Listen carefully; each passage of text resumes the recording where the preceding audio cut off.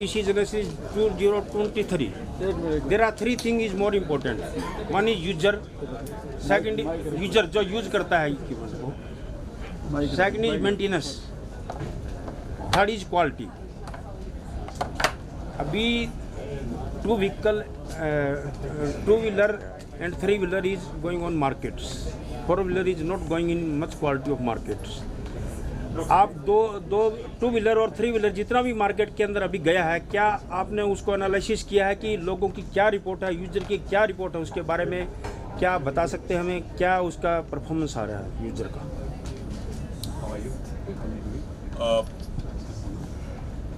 आपने तीन चीज़ें कहीं and out of this I think most importantly जो आईकैट करता है वो they are around the safety part of it, because we are more concern on safety. So we are having lots of regulations to test the vehicles before they are launched and before they are brought to the public through ICAT and its safety part of it. And we are a third party kind of a thing, so we are not connected with any of the industry or OEMs or any startups. So that's number one. Number two, analysis with the user. That's a area where it is, India का जो overall ecosystem है उसमें it is between the manufacturer and the customer.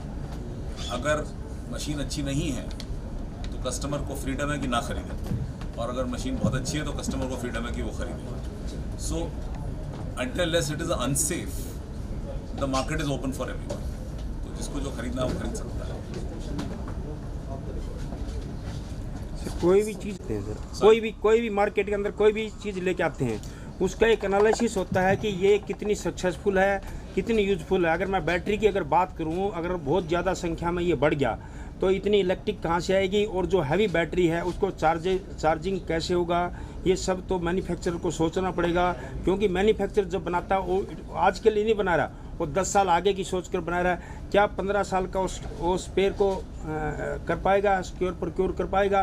क्योंकि spare भी procure करना होता है. आपने कोई चीज़ बना दिया, मार्केट में उतार दिया, ये नहीं. मार्केट में उतारने के बाद उसका स्पेयर प्रोक्योरमेंट करना, उसकी सेफ्टी करना, और कितना लॉन्ग रन करेगी, और क्या उसमें यूज़र को नुकसान तो नहीं होगा, ये भी आप लोगों ने देखना होता है मैन्युफैक्चरर ने. सर इसके बारे में हमें बताएं.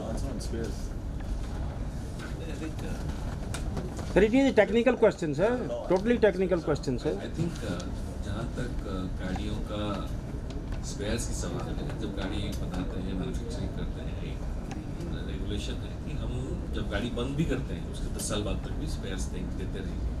ये कानून है.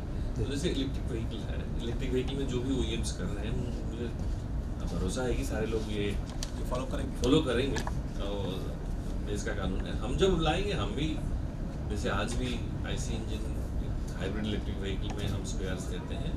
आगे चलते हुए भी आई थिंक हम लोगों को ये भरोसा होगी कि हाँ ये चलेगा, इतना साल चलेगा. जैसे आप चलाएंगे, किलोमीटर चलाएंगे, उसके बाद आपको पार्ट्स मिलेंगे, कोई प्रॉब्लम नहीं. सर सेकेंडरी मेरा क्वेश्चन है, आप समझो उस क्वेश्चन को. सर जब भी कोई भी चीज़ फील्ड में आती है या हम मार्केट में लेके आते हैं, उसके ट्रायल होता है, वो किस एरिया में, क्या हार्ड एरिया में वो काम कर सकती है, ये राजस्थान में काम करेगी या हाई एल्टीट्यूड में ये काम करेगी, और जब ठंड हो जाएगी, बरसात हो जाएगी, या उस एरिया में ये काम करेगी. ये सब चीज़ें मैन्युफैक्चरर उससे पहले, बनाने से पहले ये सब चीज़ें ट्रायल करता है. इसका जवाब दीजिए सर. मैन्युफैक्चरर्स तो अपना सारे ट्रायल्स करते हैं, लेकिन सरकार को कैसे पता चलेगा कि क्या ट्रायल हुआ? तो उसके लिए संस्थान जैसे ICAT है और भी संस्थान है, ये लोग एक फिक्स्ड नंबर ऑफ टेस्ट्स हैं, रेगुलेशंस हैं, स्टैंडर्ड्स हैं जो सरकार ने ही बनाए हैं. उनके आधार पर हम लोग इनको टेस्ट करते हैं, और उनके आधार पर हम लोग ये कहते हैं कि ओके ये गाड़ी भारत में चलने के लिए सक्षम है. चाहे वो गर्मी होगी या सर्दी होगी या बारिश पड़ेगी या कोस्टल है या फिर कोई मिसयूज करेगा गाड़ी को, वो एक अलग एस्पेक्ट है. लेकिन स्टैंडर्ड्स जो है वो इन सब चीज़ों को मद्देनज़र रखते हुए बनाए जाते हैं, और स्टैंडर्ड्स बन जाते हैं. उसके बाद जब गाड़ी लॉन्च होती है तो सारे स्टैंडर्ड्स उस पर्टिकुलर गाड़ी के ऊपर चेक होते हैं, टेस्ट होते हैं, और अगर कुछ भी ओके नहीं है तो वो गाड़ी लॉन्च नहीं हो सकती है, और अगर सब कुछ ओके है तो वो गाड़ी लॉन्च हो सकती है. सर अभी अकील अहमद साहब बात कर रहे थे, मिनिस्ट्री से बात कर रहे थे कि SOP बनाई, SOP की कॉपी हमें मिल सकती है सर, इसकी SOP? मेरा ख्याल अगर केंद्र सरकार ने इसको रिलीज किया है तो उनकी वेबसाइट पे अवश्य होगी। तो ये तो सभी के लिए है, पब्लिक का है ये डोमेन, और इसमें तो अब टू द पॉइंट पाइए। आज का सेमिनार के बारे में एक मिनट, आज का सेमिनार के बारे में सर, इन दोनों देखा जा रहा है कि आग लगने की घटनाएं आ रही हैं, खासकर स्कूटर में, और कार में घटनाएं कम हो रही हैं। क्या वजह है? जबकि यूथ जो है तो इस तरफ मोटिवेट हो रहा है, खासकर महिलाएं भी स्कूटी को पसंद करती हैं चलाना, है ना, एक तरह का ये महिलाओं का सशक्तिकरण है महिलाओं का, लेकिन स्कूटी में ज़्यादा इस तरह की घटनाएं आ रही है। तो क्या इसमें तकनीकी खराबी हो सकती है? देखिए, हर एक 2 व्हीलर या 3 व्हीलर या 4 व्हीलर में जो भी घटनाएं हो रही हैं, ये इसमें डेफिनेटली सबको चिंता वाली विषय है और सबको हमें काम करना है। क्या वजह हो सकती है, बड़ा मुश्किल है। देखिए, आप ये समझें इस चीज़ को कि एक बार गाड़ी में आग लग जाती है तो उसको एनालाइज करना कि कहाँ से आग शुरू हुई होगी, बड़ा मुश्किल काम है। लेकिन फिर भी बहुत सारे इंजीनियर्स ने इस पे काम किया है, बहुत सारे सरकार के इनिशिएटिव्स हैं जिस पे ये काम हुआ है, और इसके आधार पर नए नए स्टैंडर्ड्स बन रहे हैं। और मेरे ख्याल से, अगर आपने मुझे सुना हो तो मैंने यही कहा था कि जब एक डीजल या पेट्रोल की गाड़ी नहीं चलती है, कुछ प्रॉब्लम आती है, मान लीजिए उसकी कूलिंग में प्रॉब्लम आई, जो मैंने उदाहरण दिया था वो यही था कि मान लीजिए वो गर्म हो जाता है, और जैसा सर ने बताया कि वो पानी डालने जाता है और पानी नहीं डाल पाता है क्योंकि उसमें कुछ है नहीं इस तरह का। लेकिन एक माइंडसेट है कि अगर गर्म हो भी जाएगा तो कम से कम आग नहीं लगेगी। आईसी इंजन का ये माइंडसेट है। कुछ भी ऐसा हो जाता है तो इतना नहीं होगा जितना हम ईवी में सोच रहे हैं या देख रहे हैं। तो ईवी में जो अनसेफ सिचुएशंस हैं वो थोड़ी कंपैरेटिव टू आईसी थोड़ी सी ज़्यादा रहेंगी, और इस पे सभी लोग काम कर रहे हैं यहाँ पर। इसीलिए आपने सब्जेक्ट देखा होगा, thermal management of EV. EV की बात हो चुकी, अब हम थर्मल मैनेजमेंट की बात कर रहे हैं, क्योंकि वो एक विषय ऐसा है जिसमें सबको चर्चा करनी आवश्यक है। क्या लगता है कि इसको, जैसे कि आप बात कर रहे हैं आग लग जाती, तो जिस तरह की आज हम बात कर सेमिनार हो रहा है, ठीक है, तो जागरूकता को लेकर भी सेमिनार होना चाहिए, ई व्हीकल्स को जागरूक करने के लिए लोगों को, कि कब लगता है कि आपकी बैटरी में प्रॉब्लम आ रहा है, ठीक है, किस तरह की साउंड आ रही है, इस तरह को लेकर के एक जागरूकता की जरूरत है। मेरे ख्याल से कोई इस तरह की साउंड या इस तरह का कोई भी सिम्टम नहीं होता है। आग विभिन्न प्रकार और विभिन्न वजहों से लगती है, तो इसको जनरलाइज करना बड़ा मुश्किल है। लेकिन हाँ, एक जागरूकता ये जरूर क्रिएट की जा सकती है कि अगर आप आग देखें तो क्या करना चाहिए, और वो मेरे ख्याल से आज भी है, चाहे ईवी हो या ना हो।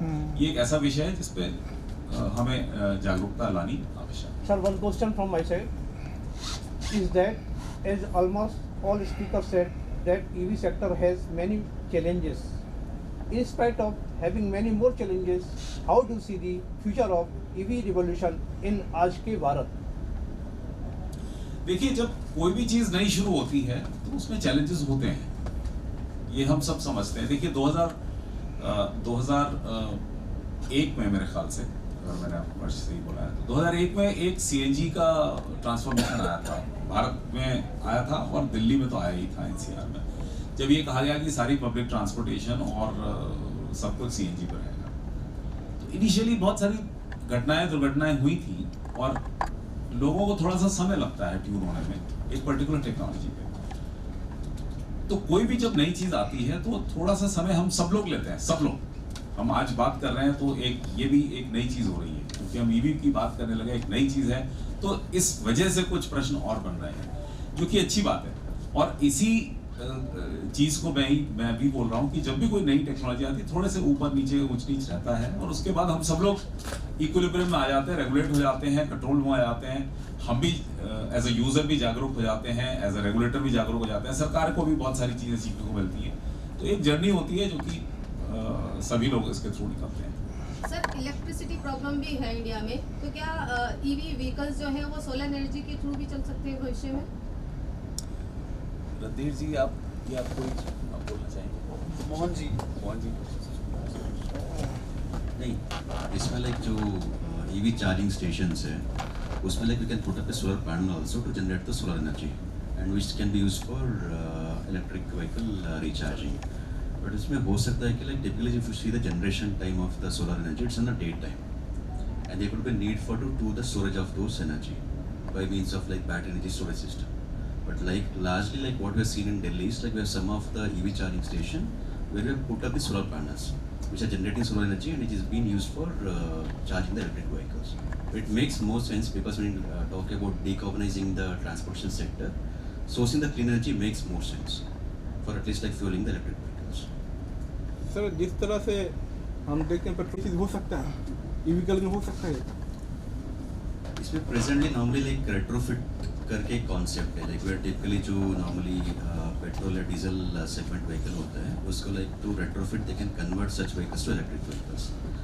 उसमें अभी टिपिकली लाइक हम दिल्ली का मैं स्पेसिफिकली बात करूँ, दिल्ली में अभी एक कंपनी रजिस्टर्ड है which are providing the retrofit kits for 2 wheelers, जो 6 स्प्लेंडर व्हीकल का मॉडल है for which they are providing the retrofit kit where they are converting this petrol vehicle to the electric vehicle.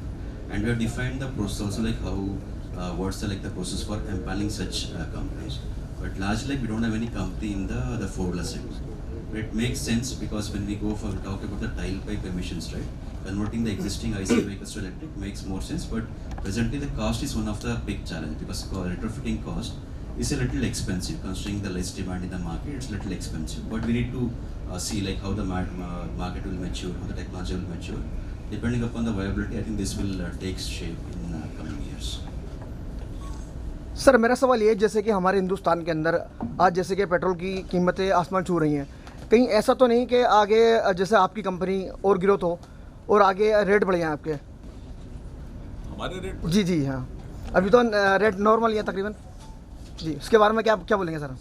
हम लोगों के rate तो सिर्फ certification के हैं। जी जी हाँ। तो इसमें तो बढ़ोतरी जो है वो उसका कोई रिलेशन पेट्रोल और डीजल की प्राइस से नहीं है, ना ही बिजली की प्राइस से है। व्हीकल में जो टेस्ट करना होता है, चाहे वो कोई भी ईंधन यूज करे, उसके टेस्ट बड़े अलग होते हैं और उसके आधार पर एक इंफ्रास्ट्रक्चर की रिक्वायरमेंट होती है और उसके आधार पर वो टेस्ट। सर मैं टेस्ट की बात नहीं कर रहा सर, मैं प्राइस की बात कर रहा हूँ। कहीं ना कहीं ऐसा नहीं हो कि आगे चल गया आपके प्राइस बढ़ जाए। हाँ व्हीकल की प्राइस, जी जी हाँ, व्हीकल की प्राइस का विषय डॉक्टर साहू जी का था। वो व्हीकल के प्राइस बढ़ जाएंगे क्या, ये प्रश्न है सर। अगर इंडस्ट्री और उद्योग जगत इसका प्राइस तो अभी भी ज़्यादा ही है सर इलेक्ट्रिक। जवाब दे दो बेटा। जी सर बताइए। देखिए अब जो प्राइस कॉस्ट इक्वेशन होता है वो मार्केट को देखते हुए कितने में कस्टमर खरीद सकता है। इलेक्ट्रिक गाड़ियों का कीमत ज़्यादा है डेफिनेटली, इसलिए सरकार आज भी लोगों को इंसेंटिव दे रहे हैं कि लोग खरीद सकें। आगे चलते हुए गाड़ियों का कीमत क्या रहेगा, बैटरी का प्राइसेस क्या रहेगा, ये आज कहना मुश्किल है। बट जैसे बाकी गाड़ियों में नॉर्मल चीज़ों में भी दाम थोड़ी बढ़ती है इन्फ्लेशन की वजह से, वो एक चीज़ हो सकता है। कितना बढ़ेगा कितना नहीं बढ़ेगा ये कहना मुश्किल है। अच्छा अंतिम सवाल sir. Mr. Sahu, how long time will government take in setting up a electric vehicle charging station in common needs? ये तो कितना समय लेगी भारत सरकार आम आदमी मतलब जो स्टेशन ये आपके ईवी स्टेशन स्थापित करने में कॉमन आदमी की पहुंच के अंदर? How much time will it require for charging station installation? How long? ये चाहिए गवर्नमेंट कितना time How long time will इस तरह से government जगह जगह पर इस- चार्जिंग इस- पेट्रोल पंप। चार्जिंग स्टेशन को लगाने में कितना समय लगेगा, ये इसके बारे में मुझे जानकारी नहीं है, तो मैं शायद सही जवाब ना दे पाऊँ। सर क्या हम कह सकते हैं कि आने वाला भविष्य जो है ईवी का है और सेक्टर्स में जो है जिस तरह से बढ़ोतरी हो रही है, लगातार बढ़ती जा रही है इलेक्ट्रिक बाईसाइकिल, क्या लगता है आने वाला समय इसका है? ये तो मेरे ख्याल से जब से ये सेमिनार शुरू हुआ है और अदरवाइज भी हम लोग ये कह ही रहे हैं कि ईवी का रुझान ज़्यादा होने वाला है और इसी में भारत को बहुत मेजर एक अपॉर्चुनिटी दिखाई दे रही है, चाहे वो एम्प्लॉयमेंट की हो, चाहे वो सस्टेनेबिलिटी की हो, चाहे वो निवेश की हो। हर तरीके से इस अपॉर्चुनिटी को हम देख पा रहे हैं कि ये एक बेहतरीन मौका है हम सब के लिए ग्रो करने के लिए। और मैंने अपनी स्पीच में ये बात बोली भी थी कि अगले 8-10 साल जो हम सब लोगों के होने वाले हैं, ये मेरे ख्याल से एक ट्रांसफॉर्मेशन होगा, एक बहुत बेहतरीन फेज़ होगा। और जो हम लोग ईवी की तरफ रुझान कर रहे हैं, क्योंकि भारत में जो हम इन्वेस्टमेंट्स वगैरह सोच रहे हैं वो हो रहे हैं, और दूसरा वर्ल्ड प्लेयर्स जो है वो कोई बहुत नहीं है। अगर हम टॉप 5 की हम बात करें तो अभी भारत उनमें से एक नहीं है in terms of manufacturers. Tesla है, मेरे ख्याल से और भी कुछ मैन्युफैक्चरर्स हैं, लीवायन करके है, BYD है, और भी चाइनीज़ हैं 2, बाकी 2 अमेरिकन, 3 अमेरिकन हैं। लेकिन बहुत जल्द हम लोग वहाँ पहुँचेंगे और यही एक अपॉर्चुनिटी होती है ग्रोथ की।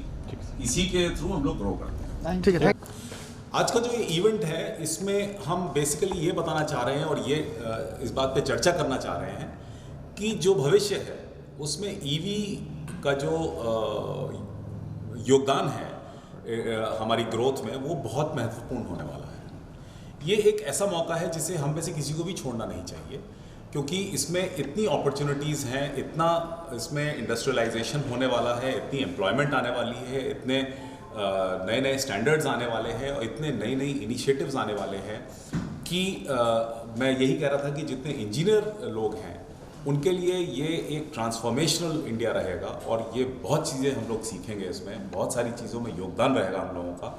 तो अगले 10 वर्ष बहुत ही महत्वपूर्ण है और बहुत ही बढ़िया रहने वाले हैं, ये हम लोगों का मैसेज है। लेकिन फिर सर अभी भी सर काफ़ी चैलेंजिंग हमने देखा है, क्योंकि बैटरी की चाहे चार्जेबल हो या इसके पॉइंट हैं सेंटर हो, इसकी मार्केटिंग के लिए अभी काफ़ी कुछ करना बाकी रह गया। क्या लगता है कि अभी कुछ कमी है? अभी देखिए, कोई भी टेक्नोलॉजी जब शुरू होती है तो उसमें कहीं ना कहीं बहुत सारे चैलेंजेस आते हैं। आप याद करें सन 2001 में या 2000 में जब सीएनजी दिल्ली में आया था तो हमें बहुत सारी अड़चनें दिखाई दी थी। हमें लगा सीएनजी स्टेशंस कम है, हमें लगा कि सीएनजी सेफ नहीं है और कुछ दुर्घटनाएं भी उन दिनों हुई जिसमें सिलेंडर फट गया या लीकेज हो गई या आग लग गई।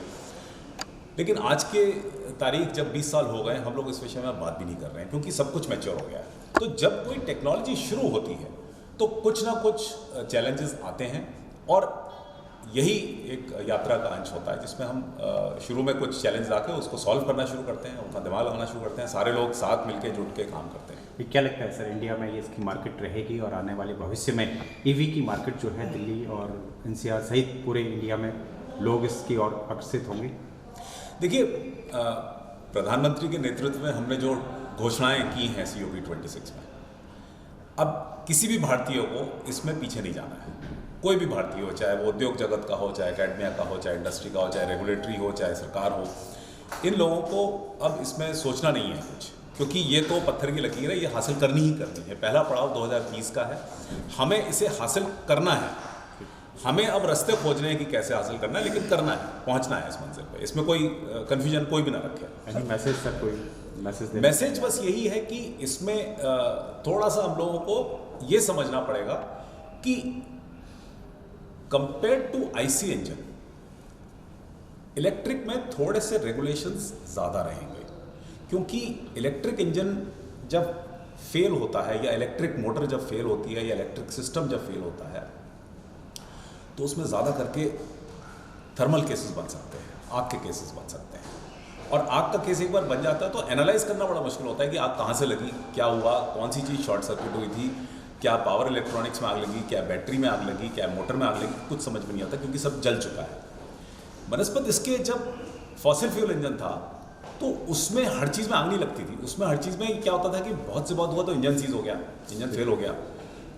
तो कुछ लोग ये सोच सकते हैं कि हम नए नए ईवी सेक्टर में घुस रहे हैं और ज़बरदस्ती के रेगुलेशंस आ रहे हैं। ये ज़बरदस्ती के नहीं है, ये समाज के सेफ्टी के लिए है।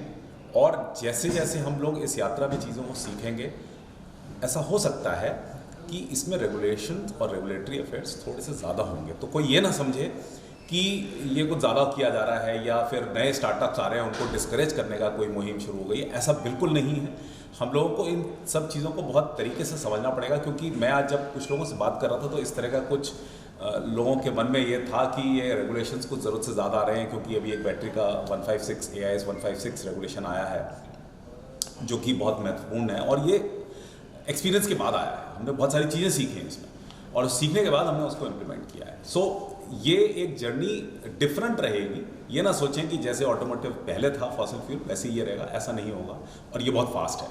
ठीक है सर, अपना नाम बता दीजिएगा सर पूरा। मैं सौरभ दलेला हूँ, डायरेक्टर ICAT। सर ये पड़ाव है तो ये मुकाम कब तक हासिल कर पाएंगे? 2030, इसमें तो कोई कंफ्यूजन ही नहीं है। गुड आफ्टरनून, मेरा नाम उदय नारंग है। आज मैं इधर ICAT में ईवी के एक बहुत ही अच्छे प्रोग्राम में आया, जहाँ पे आज इस कंट्री में जो हमारी ईवी की लहर चल रही है वो अनस्टॉपेबल है। और इस शहर दिल्ली शहर में जो कहते हैं जो कभी स्लीप नहीं करती, यहाँ पे और कितने व्हीकल लगेंगे, बहुत सारे। और इस कंट्री में दिल्ली की लीडरशिप ऑन इलेक्ट्रिफिकेशन बहुत आगे है। Charging infrastructure, vehicles, battery, ecosystem building पूरे स्टेट में हो रही है और पूरे नेशन में। आप इस साल में आपने देखा होगा, इसमें इंडिया में we are the third largest automotive market in the world. आप ये देखेंगे 1 मिलियन EVs ऑलरेडी लग चुके हैं और मैं देखूंगा कि नेक्स्ट 5 सालों में इस पूरी सिटी और इस पूरे देश में इलेक्ट्रिक, हाइड्रोजन और ग्रीन एनर्जी और सस्टेनेबिलिटी की ही जीत हो। Thank you very much. जी, मेरा नाम अकरम हक है और मैं the Policy Times Chamber of Commerce का डायरेक्टर जनरल हूँ। और Policy Times Chamber of Commerce, Ministry of Heavy Industry और ICAT के साथ मिलके हम सीरीज़ ऑफ इस तरह से EV वेबिनार्स ऑर्गेनाइज कर रहे हैं। और इसका मुख्य लक्ष्य है वो है कि इलेक्ट्रिक व्हीकल जो हमारे देश की वातावरण को प्रदूषण मुक्त करने के लिए, यानी क्लीन ट्रांसपोर्ट की जो सपना है हमारे प्रधानमंत्री जी के और पूरे देश के, कि किस तरह से हम पोल्यूशन को कम करें और एकदम सस्टेनेबल डेवलपमेंट मॉडल बनाएं एक तरह, और दूसरी तरह हमारी जो मैन्युफैक्चरिंग है उसको बढ़ावा देने के लिए इस तरह से इलेक्ट्रिक व्हीकल की जो मूवमेंट शुरू किया है, ये उसी का एक पार्ट है। और इस प्रोग्राम के ज़रिए हम तमाम जो स्टेक होल्डर होते हैं, जैसे इंडस्ट्री के लोग, ऑटोमोटिव इंडस्ट्री के लोग, स्किल जो सिखाते हैं बच्चों को, स्किलिंग डिपार्टमेंट्स को, जितने भी एजुकेशन इंस्टीट्यूशंस होते हैं, जितने भी ड्राइवर्स होते हैं, जितने भी सर्विस सेंटर्स होते हैं, पूरे ऑटोमोबाइल यानी इसके फ्रेटर्निटी को हम बुला के उनको एडुकेट करते हैं, उनके बीच नेटवर्किंग कराते हैं कि किस तरह से एक दूसरे के साथ हम बिज़नेस भी कर सकते हैं, एक अच्छा भारत को मैन्युफैक्चरिंग हब बना सकते हैं इलेक्ट्रिक व्हीकल का। और आने वाले एक डिकेड में, यानी 10 साल या 20 साल के अंदर भारत को इलेक्ट्रिक व्हीकल मैन्युफैक्चरिंग का एक ग्लोबल हब और ग्लोबल चैंपियन बनाना चाहते हैं। तो ये उसी का एक पार्ट था आज के प्रोग्राम। भाग लिया उनके बारे में? आज के प्रोग्राम, क्योंकि आज एक world day for safety and health है, तो इसीलिए हमने यूनाइटेड नेशन के इंटरनेशनल लेबर ऑर्गेनाइजेशन के जो इंडिया चीफ हैं उनको बुलाए थे।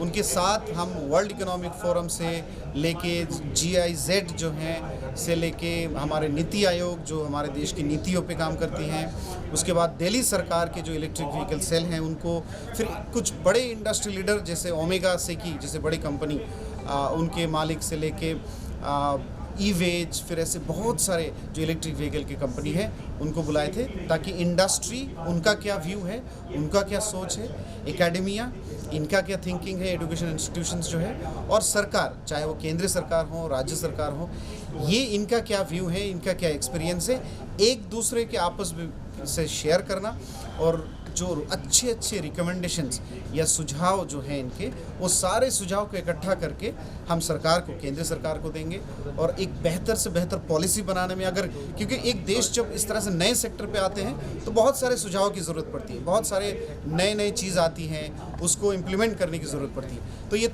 इस प्रोग्राम के ज़रिए हम उन तमाम सजेशंस को, सुझाव को इकट्ठा करते हैं और सरकार को देते हैं, और फिर अच्छे आगे जो आने वाले पॉलिसी में जो आने वाले पॉलिसी है उस पर ये सारे सुझाव को जोड़ के बेहतर पॉलिसी बनाना है। और उसके बाद ये जो पॉलिसी बनती भी है उस पॉलिसी को किस तरह से और बेहतर इम्प्लीमेंट किया जाए, चाहे वो फेम हो, चाहे वो PLI स्कीम ऑटो के हों या SEC के हों, बैटरी के हों, ये तमाम पॉलिसी को किस तरह से जो पॉलिसी बन रही है इसकी अवेयरनेस करना है और इसकी फिर बेहतर इम्प्लीमेंटेशन किस तरह से करें, ये तमाम चीज़ों पर ये बातचीत रहेगी। Mr. Akram, as you have a very tender age, how did you appoint on this responsible post? Sir देखिए, हम लोग कुछ इंडस्ट्री लीडर ने, हमारा जो बैकग्राउंड है वो चैम्बर ऑफ कॉमर्स में, मैंने इंडस्ट्री एसोसिएशन में बहुत साल रहा है, इससे पहले थोड़ी बहुत प्लानिंग कमीशन में, मिनिस्ट्री ऑफ फाइनेंस में, फिर मीडिया में रहा है, बहुत पुराना ताल्लुक़ है। लेकिन हमारा हमेशा जो ताल्लुक़ रहा है वो प्रगतिशील पत्रकारिता में है, यानी डेवलपमेंट जर्नलिज्म में। तो हम लोग कुछ लोग मिलके, इंडस्ट्री के लीडर मिलके बोले क्यों ना हम सिर्फ पॉलिसी पे फोकस करके इस देश की तरक्की के लिए कुछ काम करें। तो हम लोगों ने इसी सोच को रखते हुए हमने पॉलिसी टाइम्स बनाया, फिर policy Times Chamber of commerce, कुछ इंडस्ट्री लीडर मिलके हमने बनाया, और फिर मुझे चुना गया कि इस तरह से आप इसको देखिए किस तरह से हम और ज़्यादा से ज़्यादा बेहतर पॉलिसी बनाने में इस देश को मदद कर सकते हैं सरकार के साथ, क्योंकि सरकार किसी के नहीं होते, सरकार देश का एक बहुत बड़ा अटूट हिस्सा है। तो हम सरकार को किस तरह से अच्छे सुझाव देके सरकार से ज़्यादा आम पब्लिक के भलाई के लिए काम निकलवा सकें, तो ये मकसद और मिशन को लेके हम आगे बढ़ रहे हैं।